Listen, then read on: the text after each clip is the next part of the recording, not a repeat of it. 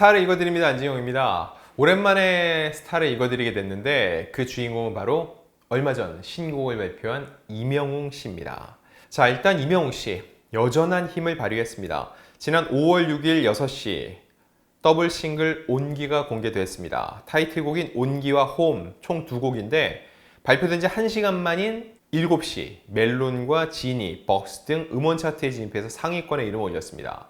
7일 오전 7시 기준입니다. 멜론 탑10에선 홈이 1위, 온기가 2위, 벅스 차트에서는 홈과 온기가 나란히 역시나 1, 2위를 기록했습니다.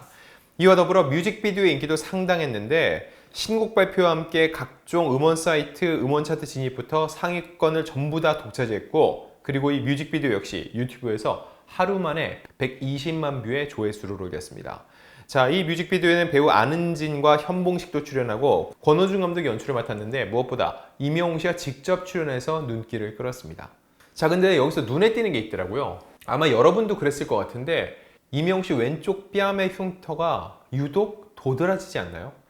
이명웅 씨가 왼쪽 뺨에 흉이 있다는 거, 이건 익히 알려져 있었는데 사실 이렇게까지 드러낸 적은 없었습니다. 과연 이 뮤직비디오 안에서 이게 어떤 의미를 갖는 것인지, 그리고 신곡 두 곡은 과연 어떤 의미를 담아 부른 노래인지 그 가사를 조목조목 분석해 보려고 합니다.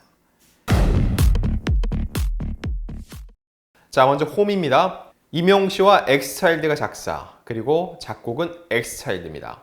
제가 앞선 영상에서 혹시 트로트를 발표하지 않을까라는 궁금증을 제기했었죠. 저는 이 홈이 거기에 꽤 부합하는 노래라고 생각이 듭니다. 물론 전체적인 노래의 그 흐름과 멜로디를 따라 봤을 때는 아닌데 전주는 어떤가요, 여러분?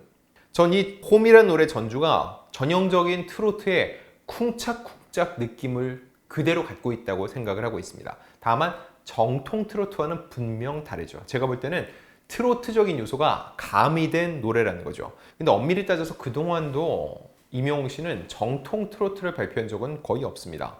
발라드풍이거나 혹은 세미 트로트의 느낌을 가미하는 정도였죠. 자, 지금 이명웅 씨의 대표곡이 된 사랑은 낸 도망가, 어느 60대 노부부 이야기, 이게 전부 다 트로트 장르인가요? 절대 그렇지 않다는 거죠.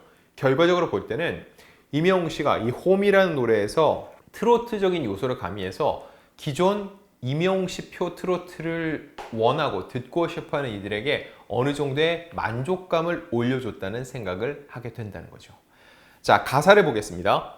쓸쓸한 거리에 외로움이 더 쌓이고 사람도 이 밤도 사랑 찾아 헤매이네.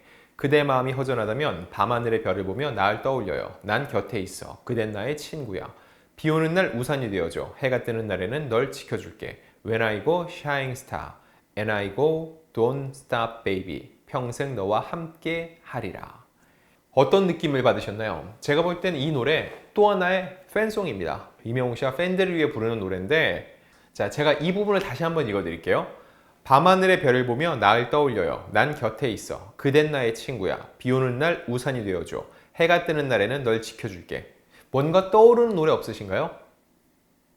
밤하늘에 빛나는 별빛 같은 나의 사랑아. 자, 이 노래. 그리고 꾸준 비가 오면 세상 가장 큰 그대 우산이 될게. 자, 밤하늘의 별, 비 오는 날 우산.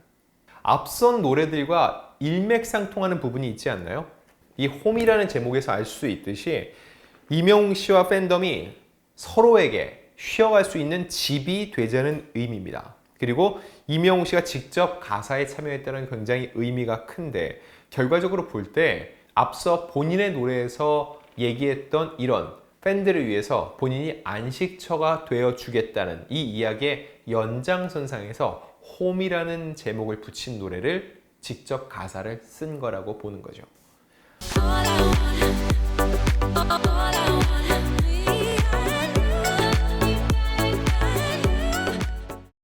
자, 그리고 뒷부분입니다. When you feel so alone, remember that I'm with you. 너와 함께라면 어디든 내가 갈게. 어디든 다 갈게. 이 뒷부분 역시 보면은 결과적으로는 너와 내가 함께 간다는 얘기죠.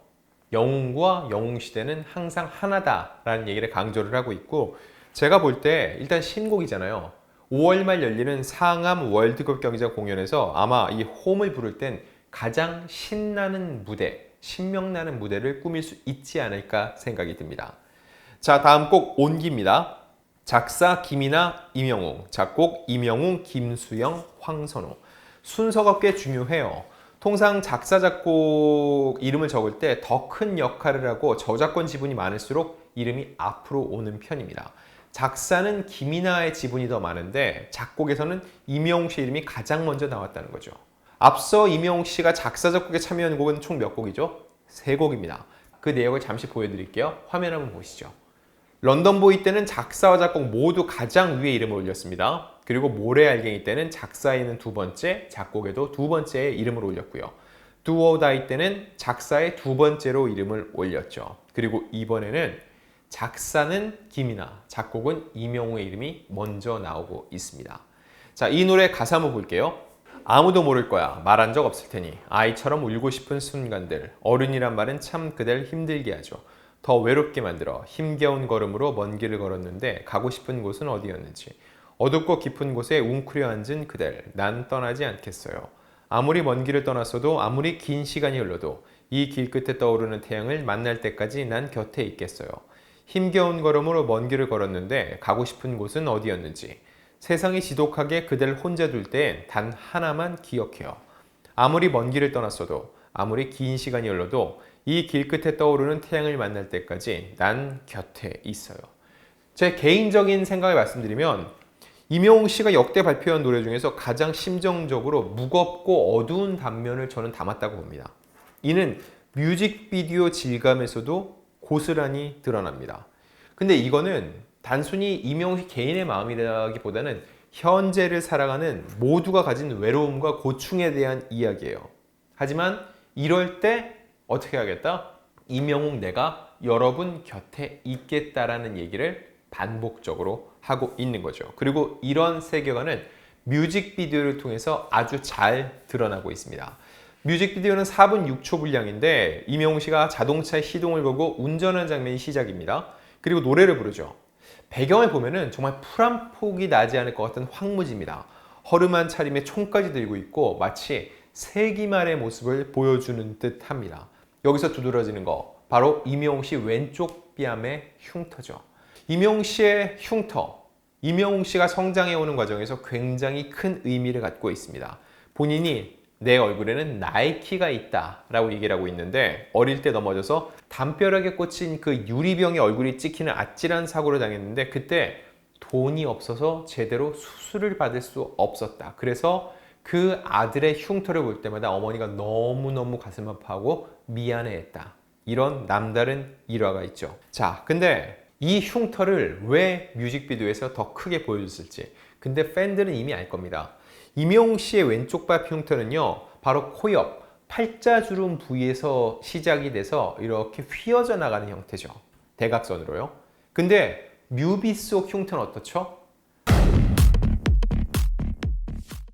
세로로 굉장히 굵게 나 있습니다. 즉 임영웅 씨의 원래 흉터를 그대로 보여준 것이 아니라 더 극적인 효과를 위해서 분장을 한 거라 볼 수 있죠. 그리고 그 흉터 아래쪽에 보면은 실제의 흉터와 살짝 닿아 있는 모습이 볼 수 있는데 제가 볼 땐 이 장면은 임영웅 씨가 왼쪽 뺨에 흉이 있다는 거 이거 다들 알고 있고 이게 임영웅 씨와 임영웅 씨 어머니에게 성장 과정에서 굉장히 큰 아픔이라는 것도 알고 있죠. 결국 역대 임영웅 씨가 가장 어둡고 무거운 단면을 보여주는 노래를 부르면서 그런 세기말 풍경이 담긴 뮤직비디오를 찍는데 임영웅이라는 사람에게 있어서 그 사람의 가장 큰 아픔을 극대화시킬 수 있는 연출은 무엇일까를 판단해 봤을 때 그의 왼쪽 뺨에 있는 흉터를 도드라지게 보이는 게 이게 바로 하나의 묘가 아니었을까 생각이 든다는 거죠. 자, 그리고 더 나아가서 본인이 이 흉터를 도드라지게 보여지게 한다. 이거는 임영웅 씨가 본인이 가진 상처에 대해서 그다지 컴플렉스가 없다는 간접적 증거라는 생각도 듭니다. 왜냐면 사람들은 본인이 숨기고 싶은 내면의 아픔이 있다면 그걸 절대로 드러내지 않습니다. 즉 왼쪽에 흉터를 그리는 그런 연출에 반대를 했을 거라는 거죠. 하지만 임영웅 씨는 그렇지 않았죠. 본인이 얘기하는 것처럼 내 얼굴에 나이키가 있어요. 어머니를 마음 편안하게 만들었던 그의 그 효심 짙은 마음이 진심이었다는 겁니다. 자, 이 뮤직비디오 어떤 내용일지 보면 참 궁금해지는데 조수석에 안은진 씨가 앉아있는 장면이 잠깐 나오는데 실제 노래하는 임영웅 씨 위치에서 보면은 아무도 앉아있지 않습니다.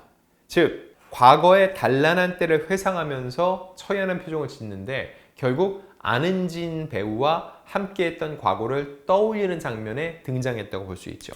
그리고 보면은 전쟁의 흔적들도 있어요. 다 무너져 있고 총을 들고 있고 누군가는 총에 맞아서 피를 흘린 채 쓰러져 있고 그리고 맨 마지막에는 절벽에 서 있는 임영웅 씨의 모습으로 마무리가 됩니다. 왜 여기서 끝나나 할 수 있는데 이미 아시는 분들은 아시겠지만 이 장면들은 단편 영화의 장면으로 활용이 된다고 합니다. 즉, 이 뮤직비디오와는 별개로 안은진, 임영웅 그리고 현봉식 씨 등이 나온 한 편의 완성된 단편 영화가 있다는 건데 이 단편 영화 어디서 공개될지 참 궁금해지는데 제 개인적인 생각은 상암 월드컵 경기장 때 공개가 되지 않을까 생각이 듭니다. 자, 이제 공연 정말 얼마 안 남았습니다. 그 공연을 앞두고 임영웅 씨가 어떤 행보를 보여주게 될지 그 부분 역시 저희가 끝까지 쫓아가면서 여러분들께 이모저모 알려드리겠습니다.